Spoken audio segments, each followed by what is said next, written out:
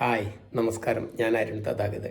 അങ്ങനെ കുറച്ച് കാലമായി നമ്മൾ തമ്മിൽ കണ്ടിട്ടൊക്കെ. നാട്ടിലെത്തി. അതിൻ്റെ ചെറിയ ചില മറ്റു തിരക്കുകളിലേക്ക് പോയി. പിന്നെ നേരത്തെ ഉണ്ടായിരുന്ന കുറേ സൗകര്യങ്ങളൊക്കെ നേരത്തെ ഉണ്ടായിരുന്ന അതൊക്കെ നിന്നല്ലോ. അതുകൊണ്ട് കൂടിയാണ്. അപ്പോൾ ഞാനിപ്പോൾ വരുമ്പോഴാണ് അറിയുന്നത് നാട്ടിൽ തിരഞ്ഞെടുപ്പിൻ്റെ തിരക്കൊക്കെ ആയി. അപ്പോൾ ഞാൻ ചില രാജ്യങ്ങളിലെ ചില തിരഞ്ഞെടുപ്പുകളും ഒക്കെ എൻ്റെ മനസ്സിൽ വന്നത് ഒന്ന് നിങ്ങളുമായിട്ട് പങ്കുവയ്ക്കാമെന്ന് കരുതി. ഇപ്പോൾ ലോകത്തിലെ ആദ്യത്തെ തിരഞ്ഞെടുക്കപ്പെട്ട റിപ്പബ്ലിക് എന്ന് പറഞ്ഞാൽ where there is an elected head, അതാണ് റിപ്പബ്ലിക് എന്ന് പറഞ്ഞാൽ. അങ്ങനെയുള്ള കുഞ്ഞു രാജ്യമായിട്ടുള്ള സാൻ മാർട്ടിനോ പോലുള്ള രാജ്യങ്ങളിലൊക്കെ ചവിട്ടി തന്നെ പോകാൻ ഭാഗ്യം കിട്ടി. അത് ഇറ്റലിയുടെ ഉള്ളിലുള്ള ഒരു കുഞ്ഞ് സ്ഥലം. ഇറ്റലി ആഴ്ച 5 മിനിറ്റ് കൊണ്ട് തീരുന്നു ഒന്ന്. അങ്ങനെയൊക്കെയുള്ള ചില രാജ്യങ്ങളിൽ പോകാൻ പറ്റി. അതുപോലെ ഗ്രീസിലെ ആഥൻസ്, അവിടെയാണ് ഡെമോക്രസി ആദ്യമായിട്ട് ആരംഭിക്കുന്നത്. അപ്പോൾ ആഥൻസിലെ സോക്രട്ടീസ് ഡെമോക്രസിക്കെതിരായിരുന്നു. കാരണം അദ്ദേഹം പറയണത്, നിങ്ങൾക്കൊരു പനി വന്നു, നിങ്ങൾ പൊതുജനങ്ങളുടെ അഭിപ്രായം ചോദിച്ചിട്ടാണോ അതിനകത്തെടുക്കുന്നത്, അതോ നിങ്ങൾ പോകുന്ന ആരുടെ അടുത്തേക്കാണ്? എക്സ്പെർട്ട് ഡോക്ടറെ അടുത്തേക്കല്ലേ പോകുന്നത്, അല്ലാതെ എല്ലാവരോടും ചോദിച്ചിട്ടാണോ എടുക്കുക എന്നുള്ളതാണ് അദ്ദേഹത്തിൻ്റെ അഭിപ്രായം. എന്തുവാകട്ടെ. അപ്പോൾ ഇങ്ങനെയൊക്കെയാണ് ഡെമോക്രസി. നമുക്ക് ഇന്ത്യൻ ഡെമോക്രസിക്കകത്ത് ഇപ്പോൾ കേരളത്തിലെടുക്കാം. 72 നമ്മൾ തിരഞ്ഞെടുക്കുന്നത്, കേരളയിൽ ഇന്ത്യയാണ്, നമ്മൾ തിരഞ്ഞെടുക്കുന്നത് നമ്മളുടെ കാരണം MLAനെ MP-നെയാണെന്നാണ്. സത്യത്തിൽ നമ്മൾ തിരഞ്ഞെടുക്കുന്ന പാർട്ടികളെയാണ്. ആ പാർട്ടിയാണ് തീരുമാനിക്കുന്നത്. അതുകൊണ്ടാണ് കൂറുമാറ്റ നിയമമൊക്കെ വരുന്നതെല്ലാം. ആ പാർട്ടിയുടെ നയം നടപ്പിലാക്കൽ മാത്രമാണ് അയാളുടെ ഡ്യൂട്ടി. അല്ലാതെ അവർക്ക് സ്വന്തമായിട്ടും തീരുമാനം എടുക്കാൻ പറ്റില്ല. ഇനി ആ പാർട്ടിയിലാരാണ് തീരുമാനം എടുക്കുന്നത്? അതൊരു ഹൈക്കമാൻഡ് ആവാം, പല പല പേരുകളിലാവാം. ഒരു വ്യക്തിയുടെ ഏതാണ്ട് 99% ഒരു വ്യക്തിയുടെ ഏകാധിപത്യം. അത് പലപ്പോഴും 90 കടന്ന ഒരു ഒക്ടോജനേറിയൻ അയാളുടെ ഇടുങ്ങിയ ലോകവീക്ഷണോ അയാളുടെ ഇടുങ്ങിയ ചിന്താഗതിയുടെ ആസ്വാദനം മുഴുവനും നമ്മൾ അനുഭവിക്കേണ്ടി വരും. അത് അങ്ങനെ നിൽക്കണം. ഇനിയോ ഇപ്പോൾ കേരളത്തിലെ എടുത്തിട്ടുണ്ടെങ്കിൽ 140 നിയമസഭയിലെ അംഗസംഖ്യ. അതിനകത്ത് 71 കിട്ടിയ പാർട്ടിക്ക് ഭരിക്കാം.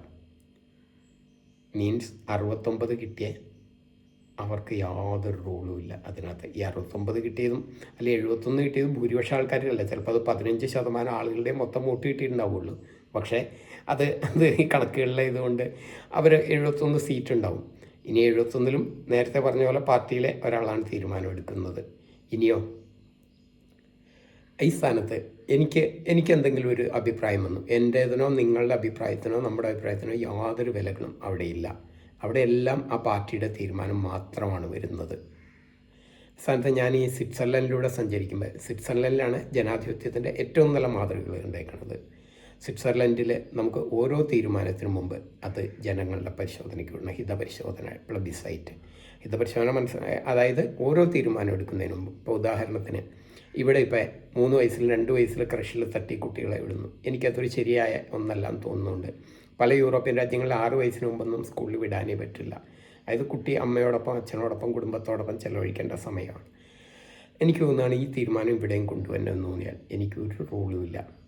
പക്ഷേ ഞാൻ സ്വിറ്റ്സർലൻഡിലാണെങ്കിൽ എനിക്കിത് ഒരു 10,000 പേരുടെ ഒപ്പിട്ട് കഴിഞ്ഞാൽ അത് ഒരു നിർദ്ദേശമായിട്ട് മൊത്തം ജനങ്ങൾക്ക്, ഞാൻ 10,000 പേര് ഒപ്പ് വെച്ചിട്ട് ആ നിർദ്ദേശം വച്ചാൽ അതടുത്ത ഹിതപരിശോധനയ്ക്ക് വയ്ക്കണം.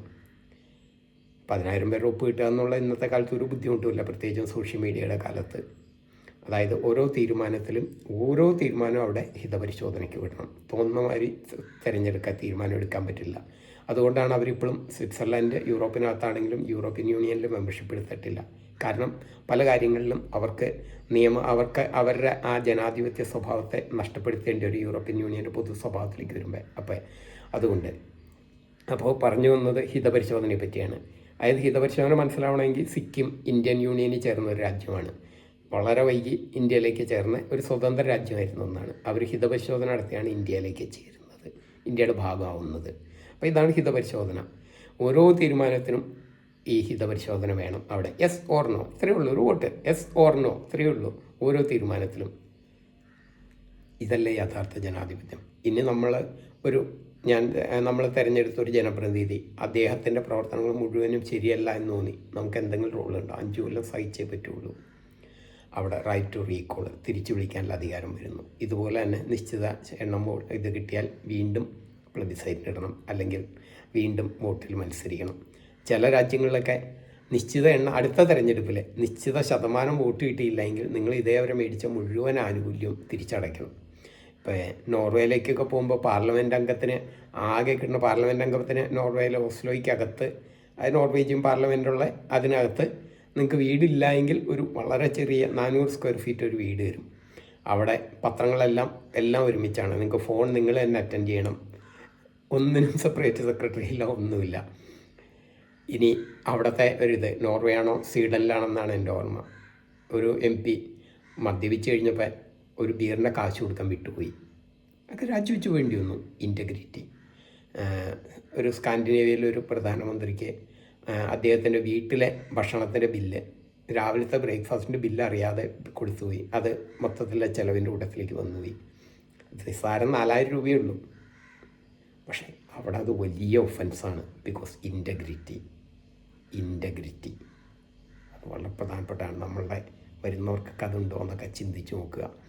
ഞാനിവിടെ വന്നിട്ട് ചില സ്ഥാനാർത്ഥികളുടെയൊക്കെ തിരഞ്ഞെടുപ്പിൻ്റെ ഇത് കാണുകയാണ്, ഫ്ലയർ ഇത് കണ്ടുകൊണ്ടിരിക്കുകയാണ്. അപ്പോൾ അവരൊക്കെ അവിടെ പാലം പണിത് ഇവിടെ അത് കൊണ്ടുവന്നു. അപ്പോൾ ഞാൻ ആലോചിക്കുകയാണ്, ഞാൻ PWD എഞ്ചിനീയർക്കാണോ വോട്ട് ചെയ്യാൻ പോണേന്ന്? പാലവും റോഡും പണിയാൽ ഈ PWD എഞ്ചിനീയറുടെ ജോലിയല്ലേ? അതിനല്ലേ 10,000 കോടിക്കണക്കിന് സാലറി നമ്മൾ കൊടുത്ത് അവിടെ വച്ചേക്കണേ. ഇതാണോ ഒരു MP-യുടെ MLA-യുടെ ജോലി? MP-യുടെ MLA-യുടെയും ഡ്യൂട്ടി അവരെ നിയന്ത്രിക്കുക എന്നുള്ളതാണ്. ഈ പാലവും ഇതുമെല്ലാം പണിയേണ്ടത് PWD ആണ്, അല്ലെങ്കിൽ അത്തരം സാധനങ്ങളാണ്. ഓരോ സമൂഹത്തെ പഠിച്ച് ഓരോ ഇതിനകത്തും സമൂഹത്തിന് മുന്നോട്ടേക്ക് നയിക്കുന്ന പുതിയ നിയമങ്ങൾ ഉണ്ടാക്കുക, സമൂഹത്തിലെ വേണ്ടാത്ത നിയമങ്ങളെ ഒഴിവാക്കുക. ഇതിനാണ് നമ്മൾ നിയമനിർമ്മാണ സഭയിലേക്കാണ് തിരഞ്ഞെടുക്കുന്നത്, അല്ലാതെ PWDയിലേക്കല്ല, PWD എഞ്ചിനീയർക്കല്ല വോട്ട് ചെയ്യുന്നത്. ഇതൊക്കെയാണ് ജനാധിപത്യം ലോകം മുഴുവനുള്ള മാതൃകകൾ. അപ്പോൾ ഞാൻ ചെറിയ ചില ഇത് നിങ്ങളുടെ മുമ്പിലേക്ക് വച്ചു എന്നുള്ള നിർദ്ദേശം. ധാരാളം വിമർശിക്കാനോ ഒന്നുമല്ല. നാളെ നമ്മൾ നേരെയാകും എന്ന് കരുതാം. അപ്പോൾ സന്തോഷം. വീണ്ടും കാണാം.